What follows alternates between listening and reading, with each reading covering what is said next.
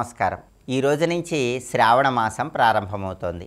శ్రావణ మాసం శుక్రవారంతో ప్రారంభమవుతోంది. శ్రావణ మాసం అంటేనే లక్ష్మీదేవికి ఎంతో ప్రీతిపాత్రమైన మాసం. ఎందుకంటే శ్రీ మహావిష్ణువు జన్మ నక్షత్రం శ్రవణ నక్షత్రం, తన భర్త జన్మ నక్షత్రం శ్రవణ నక్షత్రం కాబట్టి శ్రావణ మాసం అంటే లక్ష్మీదేవికి ఎంతో ప్రీతిపాత్రమైన మాసం.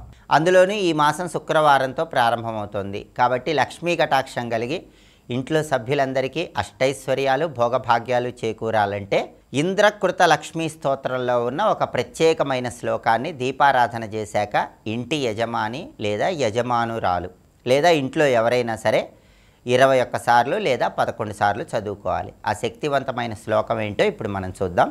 నమస్తే సర్వలోకానాం జననీం అబ్జ సంభవాం శ్రియమున్నిద పద్మాక్షీం విష్ణువక్షః స్థలస్థితాం. ఇది శ్లోకం. ఈ శ్లోకం ఇంద్రకృత లక్ష్మీ స్తోత్రము అనే స్తోత్రంలో ఉన్నటువంటి శ్లోకం. సహజంగా శ్రావణ మాసంలో ఇంద్రకృత లక్ష్మీ స్తోత్రం చదివితే చాలా మంచిది. అయితే ఆ స్తోత్రం మొత్తం చదువుకోలేని వాళ్ళు ఆ స్తోత్రంలో ఉన్న ఈ ఒక్క శ్లోకం చదివినా కూడా శ్రీ మహాలక్ష్మీదేవి సంపూర్ణమైన అనుగ్రహం కలుగుతుంది. దేవేంద్రుడు ఒకానొక సమయంలో తనకున్నటువంటి సంపదలన్నీ పోగొట్టుకున్న తరుణంలో క్షీరసాగర మథనంలో ఆవిర్భవించినటువంటి లక్ష్మీదేవి అనుగ్రహం కోసం ఒక స్తోత్రం చేస్తాడు. దాన్నే ఇంద్రకృత లక్ష్మీ స్తోత్రం అంటారు. ఆ స్తోత్రంలో ఉన్న శ్లోకం కాబట్టి ఈ శ్లోకం చదువుకుంటే మీరు జీవితంలో పోగొట్టుకున్నటువంటి ధన కనక వస్తువాహన ప్రాప్తిని మళ్ళీ తిరిగి అందిపుచ్చుకోవచ్చు. అలాగే మీ సంపదలు ఎప్పటికీ నశించిపోకుండా ఉండటానికి కూడా ఈ శ్లోకం విశేషంగా సహకరిస్తుంది. అలాగే శ్రావణ శుక్రవారం కాబట్టి మీ ఇంటి గుమ్మం మీద స్వస్తిక్ గుర్తు వేయండి. స్వస్తిక్ గుర్తుకి చాలా శక్తి ఉంటుంది. స్వస్తిక్ క్షేమ కార్య కథయతి ఇది స్వస్తిక్ అన్నారు. స్వస్తిక్ గుర్తు అనేది క్షేమాన్ని కలిగింపజేస్తుంది, కార్యసిద్ధిని కలిగింపజేస్తుంది. సాక్షాత్తు బ్రహ్మదేవుడి నాభి నుంచి స్వస్తిక్ ఆవిర్భవించింది. సూర్యభగవానుడి ప్రతిరూపం స్వస్తిక్. అందుకే మీ ఇంటి గుమ్మం మీద తడి పసుపుతో కానీ తడి గంధంతో కానీ శ్రావణమాస ప్రారంభం సందర్భంగా స్వస్తిక్ గుర్తు వేసినట్లయితే సమస్త శుభాలు చేకూరతాయి.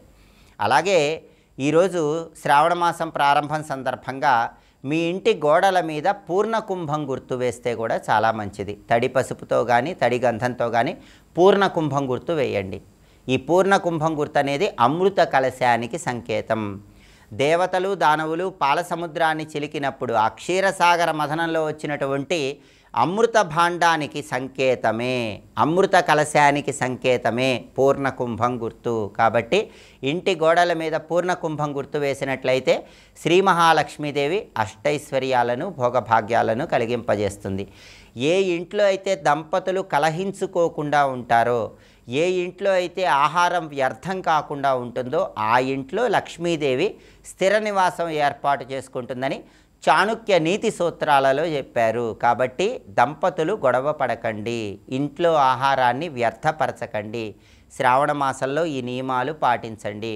అలాగే శ్రావణ శుక్రవారం సందర్భంగా శ్రీ మహాలక్ష్మీదేవి సంపూర్ణమైన అనుగ్రహం కలగాలంటే ఇంద్రకృత లక్ష్మీ స్తోత్రంలో చెప్పబడిన ఏ శ్లోకాన్ని ఇంట్లో దీపారాధన చేశాక యజమాని కానీ యజమానురాలు కానీ పఠించాలో ఇంకొకసారి చూద్దాము మరి. నమస్తే సర్వలోకానాం జననీం అబ్జ సంభవాం శ్రియమున్నిద పద్మాక్షీం విష్ణువక్షః స్థలస్థితాం. శ్లోకం చదువుకోండి. శ్రీ మహాలక్ష్మీదేవి సంపూర్ణమైన అనుగ్రహానికి సులభంగా పాత్రలు కండి. స్వస్తి.